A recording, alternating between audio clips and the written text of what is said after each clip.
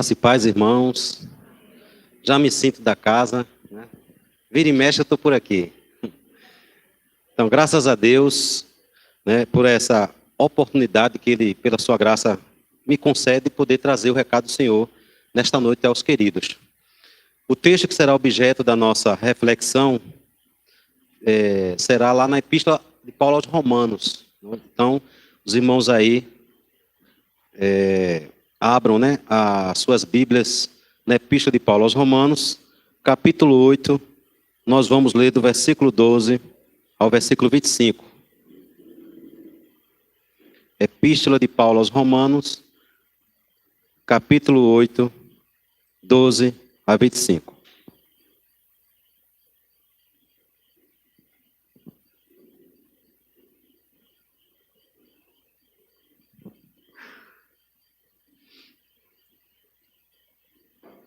Romanos capítulo 8, versículo 12 a 25. Que diz: Assim, pois, irmãos, somos devedores, não à carne, como se constrangidos a viver segundo a carne. Porque se viverdes segundo a carne, caminhais para a morte. Mas se pelo Espírito mortificardes os feitos do corpo, certamente vivereis. Pois todos os que são guiados pelo Espírito de Deus são filhos de Deus. Porque não recebestes o espírito de escravidão para viveres outra vez atemorizados, mas recebestes o espírito de adoção, baseados no qual clamamos Abba, Pai. O próprio Espírito testifica com o nosso espírito que somos filhos de Deus. Ora, se somos filhos, somos também herdeiros, herdeiros de Deus e co-herdeiros com Cristo. Se com ele sofremos, para que também com ele sejamos glorificados. Porque para mim tenho por certo que os sofrimentos do tempo presente não são para se comparar com a glória por vir, a ser revelada em nós. A ardente expectativa da criação aguarda a revelação dos filhos de Deus, pois a criação está sujeita à vaidade, não voluntariamente, mas por causa daquele que a sujeitou, na esperança de que a própria criação será redimida do cativeiro da corrupção, para a liberdade da glória dos filhos de Deus. Porque sabemos que toda a criação a um só tempo geme e suporta angústias até agora. E não somente ela, mas também nós que temos as primícias do Espírito. Igualmente gememos em nosso íntimo, aguardando a adoção de filhos, a redenção do nosso corpo. Porque na esperança fomos salvos.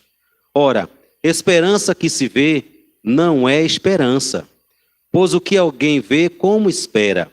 Mas se esperamos o que não vemos, com paciência o aguardamos. Até aqui. Então vamos fazer mais uma oração, pedindo que o Senhor nos ilumine, nos dê o entendimento, né, correto do que Paulo aqui, inspirado pelo Espírito Santo, deixou para a igreja de Roma lá no primeiro século. Vamos orar. Pai querido, Pai eterno, Pai de nosso Senhor e Salvador Jesus Cristo. Nesta noite, ó Deus, nós enaltecemos o Teu nome, no reconhecimento de que Tu és soberano, de que Tu és grande, de que Tu tens sido majestoso e misericordioso para com as nossas vidas. E aqui estamos, ó Pai, guiados pelo Espírito Santo, como acabamos de ler. O Espírito Santo nos trouxe nesta noite aqui, para Te exaltar, para reconhecer nossa pecaminosidade, reconhecer a tua grandeza. Que o Senhor abençoe, ó Deus, os Teus eleitos. Que Tu, Senhor, abençoe o Teu povo, que aqui se encontra. Seja com as dificuldades de cada um deles, Senhor. Que a mensagem a ser dada seja de fato a Tua voz a falar ao espírito de cada um dos Teus filhos e filhas aqui reunidos, em nome de Jesus Cristo. Amém e amém. Queridos, a Epístola de Paulo aos Romanos, ele escreveu para uma igreja que, até então, quando ele escrevia essa epístola, ele não conhecia esta igreja, e ele tinha desejo de conhecê-la, e acredita-se que ele escreveu já perto do final da década de 50 do primeiro século, E essa igreja não foi fundada nem por ele, nem por Pedro, segundo os eruditos, né? Os grandes pesquisadores aí, estudiosos da Bíblia, acredita que Paulo não tem nada a ver com a fundação desta igreja, nem Pedro. Mas foram, segundo a tradição da igreja, tanto Pedro como Paulo foram martirizados em Roma, no governo de Nero, do imperador Nero. E esta igreja aqui, ele tinha o desejo de conhecê-la. Acredita-se que talvez alguém que foi fruto da pregação dele, que se converteu, que era, né, foi que ele levou a palavra para Roma, ou alguém lá no Pentecostes, né, que fala de várias nações. No dia que o Espírito Santo desceu, lá em Atos 2, né, resiste a esse acontecimento, existia romanos lá, e acredita-se que talvez alguém que se converteu ali tenha sido o objeto da plantação de igreja em Roma. E aqui essa carta, que é uma carta extensa, né, uma das maiores epístolas de Paulo, é bastante doutrinária, e foi uma das epístolas que mais tocou o monge Martinho Lutero, né, que foi um grande reformador, e é dito que ele se converteu quando ele encontrou, lá no capítulo 1, o texto que diz que o justo viverá da fé. Que Martinho Lutero não tinha convicção de salvação, era um cristão católico, mas não tinha convicção de salvação. Quantos crentes, né, que estão na igreja e não têm certeza que está salvo? Escuta a pregação todo domingo, lê a Bíblia, mas tem aquela dúvida lá no íntimo, não tem aquela segurança. E tem denominações evangélicas que não dá essa segurança de salvação. Provoca mais dúvidas do que segurança a determinados pastores. A Igreja Católica, nos dias de Lutero, como até hoje, ela provoca mais dúvida para os adeptos dela de salvação do que certeza. Porque para a Igreja Católica Romana, ninguém pode dizer que está salvo de fato. Não é? Eles até acreditam, né, que nós somos presunçosos. Os crentes são muito presunçosos, os evangélicos, né, quando afirmam que são salvos.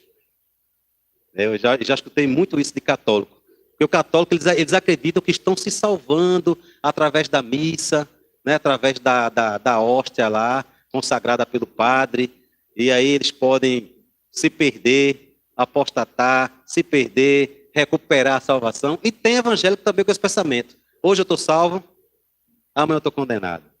Hoje estou salvo, hoje o Senhor Jesus Cristo, né, pode ter apagado meu nome do livro da vida, mas amanhã ele pode escrever novamente. Tem pessoas que acreditam nisso. Mas interessante que o texto que nós acabamos de ler, Paulo vai deixar claro que aqueles que são guiados pelo Espírito Santo não duvidam da sua salvação. O Espírito Santo vai testificar com o Espírito dele de que ele é salvo. Então, se você está duvidando que é um salvo, tem algum problema. Se você está duvidando que é filho de Deus, está acontecendo algum problema, alguma falta de maturidade, talvez, espiritual, conhecimento, alguma deficiência espiritual está acontecendo na sua vida, se você não tem certeza. Porque ele diz o seguinte: irmão, nós não devemos mais a carne. Ele está falando aqui, não é do corpo, não é? Como constrangidos a viver segundo a carne. Ou seja, ele está falando aqui do velho homem, da natureza que nós tínhamos quando a gente não conhecia Deus, não tínhamos o temor de Deus. A carne aqui não é o corpo humano, que o corpo humano é uma bênção. Imagina você sem dedo, sem pé. Tem pessoas que, né, são maneta, perneta, e tem uma vida difícil por ser assim. Então o corpo que nós temos é uma bênção que Deus deu, e é tanto que Paulo, lá em Coríntios, diz que é templo do Espírito Santo. Então seria uma contradição dizer que a carne é má, que a carne não presta. Existe até uma expressão na Bíblia, né, que a carne não vale, né, que a carne ela é fraca. Mas ali é uma linguagem figurativa. A carne ali simboliza a natureza pecaminosa, a mente alheia de Deus, não o corpo. Porque quem rejeita o corpo, acha que o corpo é algo ruim, são os gnósticos. Eu acredito que vocês já ouviram falar do gnosticismo, que era uma seita passada, né, do século I, século II, que dizia que o corpo não era bom, que o ser humano tem que se libertar do corpo. A alma, né, tinha que sair do corpo para se libertar dessa matéria, que essa matéria é má. Isso aí é uma ideia errada. A matéria não é má, a matéria é uma bênção. Mas quando se fala que a carne é má, está se falando da natureza pecaminosa, o velho homem, o homem que não teme a Deus. E aí Paulo diz que esse homem que não teme a Deus, a velha natureza, ela não nos deve mais nos constranger. Porque nós somos o que hoje em Cristo? Nova criatura. Então não devemos ficar constrangidos com o que fomos no passado. Se eu roubava, se eu me drogava, se eu era uma pessoa que se prostituía, era uma pessoa que só via mentindo, né? Uma pessoa que se ajoelhava para adorar ídolo, que tinha um temperamento colérico, que resolvia tudo na violência, que guardava rancor no coração, que... Não. Nós não devemos mais vivemos constrangidos com o que a gente viveu no passado. Ou talvez alguém até aponta o dedo. Algum parente seu que era descrente, que conhecia a sua vida passada, um vizinho, e queira lhe constranger. Tu é crente aonde, né? Tu é salvo aonde? Onde é que tu é filho de Deus? Tu já me roubasse? Tu já aprontasse comigo? E tem pessoas que não perdoam, né? Mesmo você se convertendo, tem pessoas aí fora que não teve a experiência de conversão que você teve, vai duvidar sempre que você é uma pessoa eleita, filha de Deus. Quem era fulano? Fulano agora vai para o céu. Fulano agora como é que é isso aí? Eu não acredito. Mas Paulo está dizendo aqui o seguinte: não se deixe ser constrangido pela carne. Como se estivesse vivendo segundo ela. Porque quem de fato vive pela carne, sendo guiado pelo coração pecaminoso, está caminhando para a morte. Porque os seres humanos aí que não temem a Deus são defuntos espirituais. Estão caminhando para o inferno. Mas nós que somos crentes, nós que estamos aqui hoje, não estamos caminhando mais para a morte eterna. Mesmo que o nosso corpo tombe, biologicamente somos mortais, mas espiritualmente nós temos a garantia da vida eterna. E aí, tendo a garantia da vida eterna, nós não obedecemos mais a nossa natureza pecaminosa. Nós não somos mais escrava daquele velho homem, né? Daquela vida que desconhecia Deus, ignorante acerca das promessas do Evangelho. E aí ele diz que nós vamos viver. Nós temos a vida real. Porque já morremos para o mundo. Já fomos crucificados para o mundo. Quando Cristo foi para a cruz, nós também fomos para a cruz ali. Nossos pecados, todos eles foram para a cruz. Pois assim, todos os que são guiados pelo Espírito de Deus, esses é que são os filhos de Deus. Então, se você está sendo guiado pela palavra, porque como é que eu sei que eu sou guiado pelo Espírito de Deus? É quando você tem um desejo de obedecer a Bíblia. De ter a Bíblia como regra de fé e prática. De obedecer os ensinamentos de Cristo, que estão registrados nos evangelhos, das epístolas dos apóstolos. E aí você tem a prova, pode saber que de fato eu estou sendo guiado pelo Espírito de Deus. E aí o tema da mensagem, né? Eu sou muito assim de pregar com um tema, mas hoje eu vou falar de levantar um tema, né? Eu sempre prego expositivamente, versículo por versículo. Seria aqueles que são guiados pelo Espírito de Deus. Então, aqueles que são guiados pelo Espírito de Deus, primeira coisa, eles receberam, né, o Espírito de adoção, não mais o Espírito de temor. É o que ele fala aqui, que os filhos de Deus não há mais aquele espírito de medo, de dúvida, aquele espírito escravo sobre o pecado. O pecado não tem mais domínio sobre nós. Deus nos libertou. Creia nisso. Nós até pecamos, mas não como escravos do pecado. Pecamos, mas não como servos, como filhos do pecado, porque Cristo já nos libertou. E aí ele tira todo o medo, toda a incerteza, o Espírito Santo, de que você é um perdido. Você agora sabe para onde está indo. Você sabe agora a razão de ser. Você sabe agora a razão de existir. Que você existe para um propósito, e esse propósito é o propósito de Deus, para ser filho de Deus. E aí recebemos o Espírito de adoção. Ou seja, Deus nos adotou em Cristo para sermos filhos e filhas dele. Você é um filho de Deus agora. Porque essa crença que muitos têm aí enganosamente, que todos são filhos de Deus, não são. A Bíblia não ensina isso. Filho de Deus, aqui o sentido é de ser herdeiro, de herdar a vida eterna, de reinar com Cristo. E aí nós não temos mais aquele espírito do temor. O que é que você anda temendo? Pastor Moisés, o que é que o pastor Moisés teme tanto, né? Eu acredito que há coisas que tiram a nossa paz, nos perturba, tira a nossa tranquilidade ou não.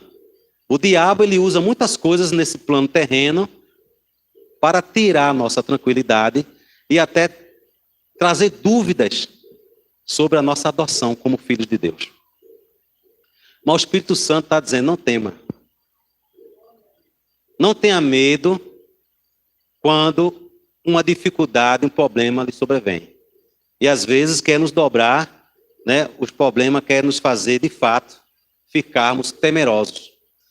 E o que mais nós vemos nas Escrituras é Deus dizendo para o seu povo, não temas. Não é? Sempre dizendo isso quando o povo de Deus está diante de uma dificuldade muito grande. E aí, como você, como filho de Deus, que recebeu, primeira coisa, como filho de Deus, né, você que é guiado, aquele que é guiado pelo Espírito de Deus, como filho dele, como você deve encarar este mundo tão turbulento? Não é? Porque aqueles que não são filhos de Deus, aqueles que não têm o Espírito Santo, que não são convertidos, como é que eles encaram o mundo, né? Como é que eles encaram a dificuldade?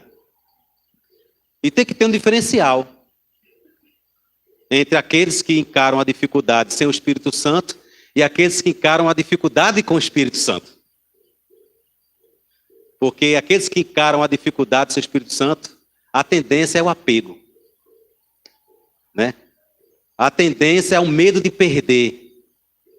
Perder um bem material, perder, né? Um cônjuge, um namorado, uma noiva, perder um filho, perder dinheiro, perder saúde. E tem pessoas que vivem nessa angústia, prevendo sempre essas calamidades, né? Que é comum ao ser humano. E temem, ao ponto de se deprimirem, ao ponto de ficarem depressivas. Já o crente não. O crente sabe que o perder está a qualquer momento, né? Diante de nós. Essa situação de perder, seja o que for. Que Deus queira nos tirar. Mas eu não vou viver atemorizado. Porque Deus é o meu maior bem. É uma das temáticas que eu sempre exploro, né? Deus como nosso maior bem. Mesmo que eu perca tudo aqui nesta vida, mas se eu não perder a fé, se eu não perder a certeza de salvação em Cristo, eu não perdi nada. Nada eu perdi. Então não posso viver atemorizado. Porque aqueles que são guiados pelo Espírito de Deus não podem viver atemorizados, porque não há nele mais o espírito do temor. Não há nele mais o espírito do medo. O apóstolo João diz que aquele que teme não está sendo aperfeiçoado no amor. Porque o verdadeiro amor lança fora o medo. E Deus é amor. E se você está em Deus, não deve temer nada. Não tema nada. A fraqueza da nossa carne quer nos fazer temer. Quer nos fazer temer e duvidar. E o segundo ponto, daqueles que são guiados pelo Espírito de Deus, eles não só receberam o Espírito de adoção, que não há mais o temor, como também eles confessam, como eles oram, como eles reconhecem a Deus como Pai. Recebe o Espírito que clama, Abba, Pai, Paizinho. Nós temos um Pai espiritual. O Pai eterno, o Pai de nosso Senhor Jesus Cristo. E Ele se relaciona conosco, nós sendo filhos dEle. Se sinta realmente filho de Deus. Sinta essa paternidade de Deus na sua vida, o cuidado de Deus, o quanto Deus se preocupa com você. Assim como você é mãe, assim como você é pai, se preocupa com seu filho, Deus tem uma preocupação muito mais profunda do que nós, imperfeitos, né? Vós que sois maus, sabeis dar as boas dádivas aos vossos filhos? Se um filho de vocês pedirem um pão, vocês vão dar um escorpião? Não. Quanto mais o vosso Pai Celestial não vos dará boas coisas. Não vos dará o Espírito Santo quando vocês pedirem. Então, esse Deus que é o Deus de nosso Senhor Jesus Cristo, que é o Pai de nosso Senhor Jesus Cristo, Ele também é o nosso Pai. E tendo Ele como Pai, pode saber, Ele vai cuidar de você. Mesmo na escassez, Deus está com você. Mesmo na falta de saúde, esse pai está ali do seu lado. Ele não vai lhe abandonar. Ele não vai lhe abandonar. Não entenda a dificuldade, não entenda, seja qual for o sofrimento que você passe, como um descaso de Deus. Como Deus tivesse lhe deixado, não. É ali mesmo, na falta, num aperto, que Deus está. Eu não sei como, muitas vezes, entender isso, mas é ali que o nosso paizinho, que a Abba Pai poderia ser traduzido, paizinho, ele está ali com você do lado. Ele quer falar com você, também no sofrimento. E aí, se você não teme, vai encarar o sofrimento. Se você não tem medo, vai encarar o sofrimento com força, com coragem. Vai saber encarar a dificuldade. Porque o próprio Espírito testifica com o nosso Espírito que nós somos filhos de Deus. Ora, se somos filhos, somos também herdeiros. Herdeiros de Deus e co-herdeiros com Cristo. Se com Ele sofremos, para que também com Ele sejamos glorificados. Paulo é um exemplo de alguém que sofria muito. E ele estava sofrendo por ser um pregador. Sofrendo muita represália, muita dificuldade, muita calúnia, açoite, apedrejamento, fome, fuga. Mas ele diz, eu sou filho de Deus. Deus está comigo. Deus tem algo maior para nós. Que esse sofrimento aqui não vai se comparar, né, o tamanho do que a gente passa aqui. Não há comparação. É onde ele entra aqui, queridos. No versículo 18, que ele tem por certo que os sofrimentos do tempo presente não podem ser comparados com a glória que há de ser revelada em nós. Há uma coisa... Então, o que a gente passa aqui de difícil tem um propósito. E o que nos aguarda é tão grande que não há comparação. Que quando você estiver lá no céu, o que você passou aqui de sofrimento vai ter nem lembrança, não vai fazer nem mais sentido. Daquilo que é tão extraordinário que nos aguarda. E aí nós fomos chamados para termos essa herança. Podemos não ter muita coisa aqui, né? Talvez o que eu tenho aqui, né? Se eu for juntar, né? Eu morri, né? O que foi que eu deixei, né? 3 pares de sapato, algumas camisas lá, entendeu? Não deixei muita coisa, mas temos uma coisa muito grande lá no céu, que é a presença de Cristo. Que é o estar do lado dele. E aí diz o salmista Davi que na presença do Senhor há delícias perpétuas, né? Na presença do Senhor há alegria profunda. Que é essa alegria que nós estamos almejando, estamos esperando sermos tomados por essa alegria, porque a alegria que nós temos aqui é uma alegria passageira. E aí, se Cristo sofreu e foi coroado de glória, nós também, assim como Cristo que passou por sofrimento aqui, nós temos que passar por sofrimento aqui para lá na frente também sermos coroados, glorificados com a glória de Deus. Então, para mim, eu tenho por certo, queridos, ele tem essa certeza, é certo, que é uma glória a ser alcançada. E a própria criação, ele diz que a criação aqui, versículo 19, ela está esperando. Então, aqueles que são guiados pelo Espírito de Deus, né, receberam o Espírito de adoção, eles reconhecem a Deus como Pai e vivem uma vida de esperança. Uma expectativa eterna. Então, nossa expectativa aqui como filhos e filhas de Deus é pela eternidade. Porque a criação, ela está sofrendo por conta do pecado de Adão. Ela não se jogou ao sofrimento voluntariamente, a criação. Ela sofre angústia, ela geme, né? A natureza, os animais, toda a criação, ela passa por esse peso transitório. Ela é corruptível por conta do pecado de Adão. Deus disse para Adão, maldita é a terra por causa da tua desobediência. Ela vai te produzir espinhos e abrolhos. E tu foste tirado do pó, né? Tu és pó e ao pó tornarás. Aí a criação, ela ficou sujeita à vaidade. E a vaidade aqui é a corrupção, é a morte. Não voluntariamente, na esperança, veja, a própria criação, ela aguarda a redenção. Ela aguarda a redenção na manifestação dos filhos de Deus. Ou seja, a criação, ela espera a consumação da nossa salvação. Nós que somos, né? Podemos dizer assim, que Adão foi criado para dominar a criação, como cabeça da criação, e nós, como filhos de Adão, a criação aguarda a consumação da nossa redenção, que ainda não é real. Nós temos por certo que vai acontecer. Nós acreditamos nisso e nós aguardamos. Somos salvos pela esperança. E aí a criação, ela está gemendo, ela está sofrendo, aguardando a redenção. Que vai acontecer essa restauração de toda a criação quando Jesus Cristo, ele voltar.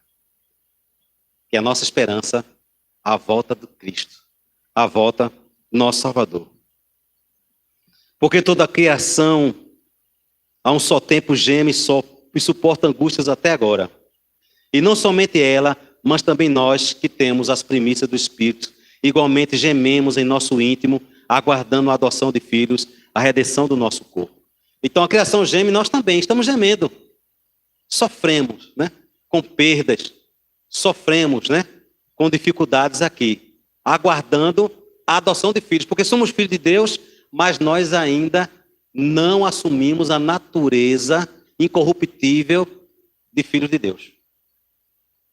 Ainda pecamos. 1 João capítulo 3, versículo 1. Vede quão grande amor nos tem nos concedido ao Pai, ao ponto de sermos chamados filhos de Deus. Mas ainda não se manifestou o que havemos de ser. Mas sabendo que, quando Ele se manifestar, seremos semelhantes a Ele, porque haveremos de vê-lo como Ele é. Então ainda não é manifesto, queridos.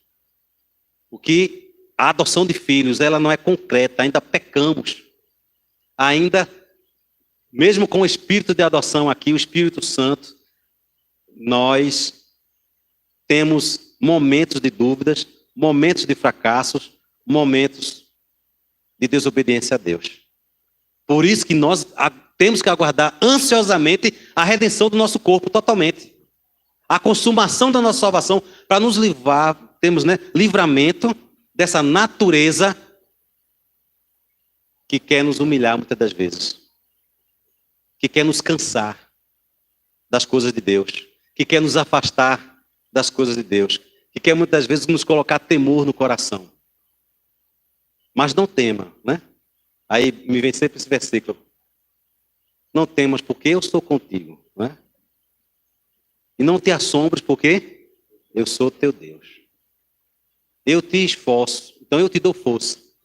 E aí nós dependemos dessa força de Deus.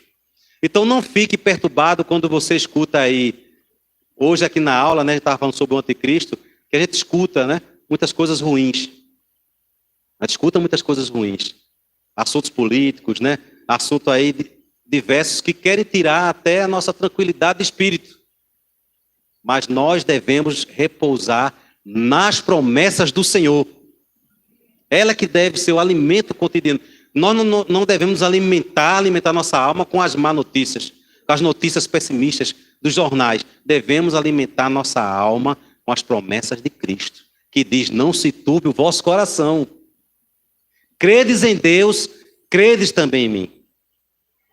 Na casa de meu pai há muitas moradas. Se assim não fora, eu vos teria dito. Pois eu vou vos preparar lugar. E quando eu for vos preparar lugar, eu voltarei novamente, para que onde eu estiver, estejais vós também. Veja, o desejo de Cristo é que nós estejamos com Ele onde Ele estiver. E aí você tem que ansiar por isso, dia e noite.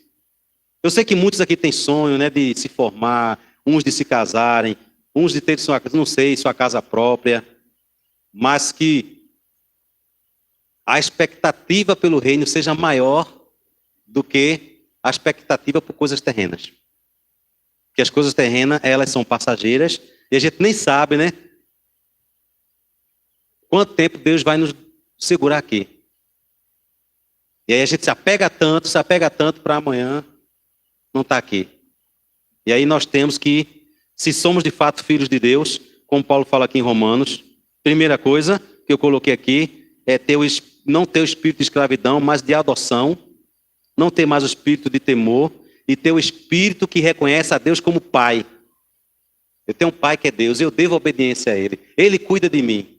Ele está comigo todo momento. Não vai me deixar nada, Ele vai suprir as minhas necessidades, tanto material como espiritual. E aí, como filho, né, aquele que é guiado pelo Espírito de Deus, eu tenho que ter essa esperança o tempo todo. Esperar. E aí Paulo diz aqui, né? Porque na esperança fomos salvos. Então, esperança é esperar. Eu estou esperando a consumação da salvação. Eu tenho certeza, eu confesso isso. Eu sou filho de Deus, eu sou filho de Deus. Eu aguardo a consumação. Eu aguardo, né, a concretização da redenção do meu corpo. Ora, a esperança que se vê não é esperança. Se a gente está aqui, vendo a salvação de fato, concreta, a gente não está no céu, né? Quem está no céu não está esperando. Já está lá com Cristo. Mas ele diz aqui, ó, quem espera, a esperança se vê não é esperança. Pois se alguém vê, como espera? Mas se esperamos o que não vemos, com paciência aguardamos. E tem que ter paciência. Nós não sabemos o dia nem a hora que o Senhor Jesus volta. Mesmo que ele pareça demorado e tem propósito, nós devemos aguardar com paciência. E aí você está aqui hoje por conta do quê? Por conta dessa esperança. Tem pessoas que estão indo para a igreja por objetivos errados. Não é para ter sorte na vida, né? Mas não é essa pregação que sai aqui desse púlpito, né? Eu acredito. Nós estamos aqui pela bendita esperança, pela esperança da vida eterna. E como filhos e filhos de Deus, nós somos guiados a isso. Então, se você é filho e filha de Deus, o caminho que você vai trilhar é esse. Não pode ser o caminho mais terreno. Não é o caminho do sucesso financeiro. Deus pode até dar sucesso financeiro. Não é o caminho do sucesso matrimonial. Deus dá sucesso matrimonial. Não é o caminho do sucesso da saúde. O que Deus, o Espírito Santo tem nos guiado é nessa esperança de sermos de fato libertos do cativeiro, da corrupção e temos de fato a concretização da nossa salvação. Você crê nisso? Você aguarda de fato isso? Independente de qualquer coisa que venha acontecer, você vai continuar esperando a concretização da vossa redenção? Amém, queridos. Que Deus mantenha a igreja presbiteriana de Fragoso assim. Firme, forte, seja qual for a situação, Deus abençoe esta igreja. Deus mantém essa igreja. E Ele tem mantido, e assim o louvamos por isso. Vamos orar ao Senhor. Eu estarei orando, fazendo a oração final, já isso, né? E estarei interpretando a bênção apostólica. E após, o nosso irmão aqui vai dar a palavra, né? Os avisos finais. Senhor, eu quero te agradecer por essa bênção de ter trazido o teu recado à tua igreja, ao teu povo que aqui se encontra, Senhor. Como filhos e filhas de Deus, nós te louvamos e acreditamos, ó Pai, de que o Senhor há de concretizar a nossa salvação. Que o Senhor há de nos dar vitória completa sobre este mundo mal, ao qual o teu Filho venceu. Abençoa esta igreja, abençoa este povo, ó Deus. Que durante a semana possamos levar em prática, ó Pai, tudo aquilo que temos ouvido, lido e aprendido aqui. Que teu nome seja exaltado aqui neste lugar. Que esta igreja brilhe neste lugar. Que a esperança de salvação seja proclamada aqui neste lugar, para a honra e glória do teu santo nome. E que a graça do Senhor Jesus Cristo, o amor de Deus e a comunhão e as consolações do Espírito Santo esteja conosco para todo sempre. Amém e amém.